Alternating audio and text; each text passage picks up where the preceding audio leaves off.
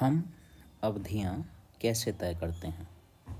1817 में स्कॉटलैंड के अर्थशास्त्री और राजनीतिक दार्शनिक जेम्स मिल ने 3 विशाल खंडों में a history of British India, British Bharat का इतिहास नामक एक किताब लिखी। इस किताब में उन्होंने भारत के इतिहास को हिंदू, मुस्लिम और ब्रिटिश इन 3 कालखंडों में बांटा था। कालखंडों के इस निर्धारण को ज़्यादातर लोगों ने मान भी लिया।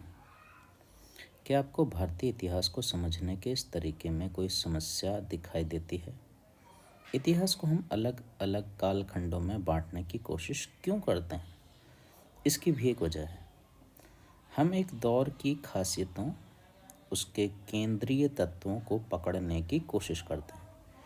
इसलिए ऐसे शब्द महत्वपूर्ण हो जाते हैं जिनके सहारे हम समय को बांटते हैं।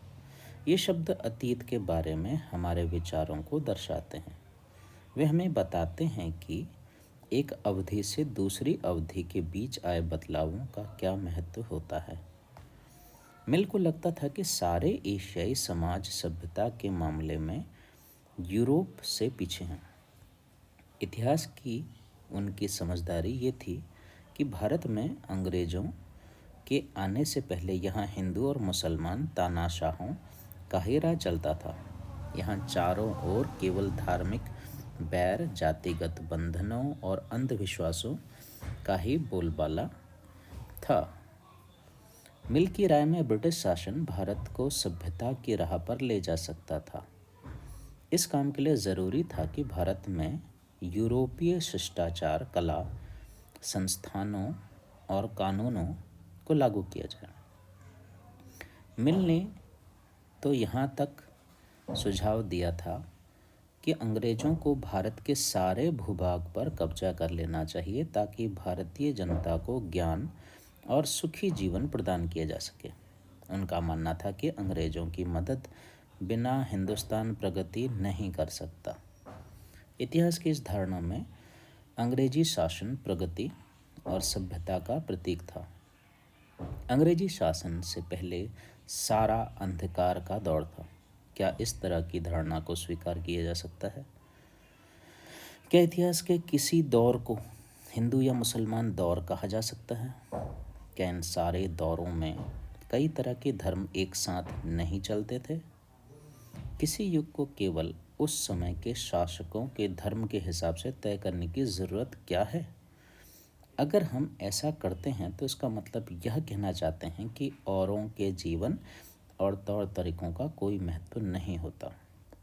हमें याद रखना चाहिए कि प्राचीन भारत में सारे शासकों का भी एक धर्म नहीं होता था।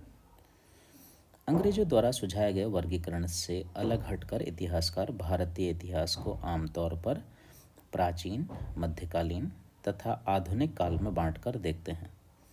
इस विभाजन की भी अपनी सीमाएं हैं। इतिहास को इन खंडों में बांटने की यह समझ भी पश्चिम से आई है। पश्चिम में आधुनिक काल को विज्ञान, तर्क, लोकतंत्र, मुक्ति और समानता जैसी आधुनिकता की ताकतों के विकास का युग माना जाता है। उनके लिए मध्यकालीन समाज वे समाज थे जहां आधुनिक समाज की ये विशेषताएं नहीं थी। क्या हम अपने अध्ययन के लिए आधुनिक काल की इस अवधारणा को बिना सोचे विचारे ऐसे ही अपना सकते हैं, जैसा कि आप इस किताब में देखेंगे? अंग्रेज़ों के शासन में लोगों के पास समानता, स्वतंत्रता या मुक्ति नहीं थी, ना ही यह आर्थिक विकास और प्रगति का दौर था। बहुत सारे इतिहासकार इस युग को औपनिवेशिक युग कहते हैं।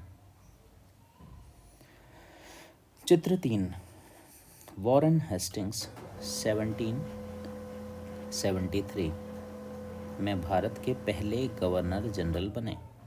इतिहास की किताबों में गवर्नर जनरलों के कारनामों, जीवनियों में उनकी गौरव गाथाओं और तस्वीरों में उनके भव्य व्यक्तित्व को उभारा जाता है था। गतिविधि अपनी माँ या परिवार के किसी अन्य सदस्य से बात करके उनके जीवन के बारे में पता लगाएं। अब उनके जीवन को अलग अलग कालखंडों में बांटें और प्रत्येक अवधि की महत्वपूर्ण घटनाओं की सूची बनाएं। स्पष्ट करें कि आपने कालखंडों को किस तरह तय किया है।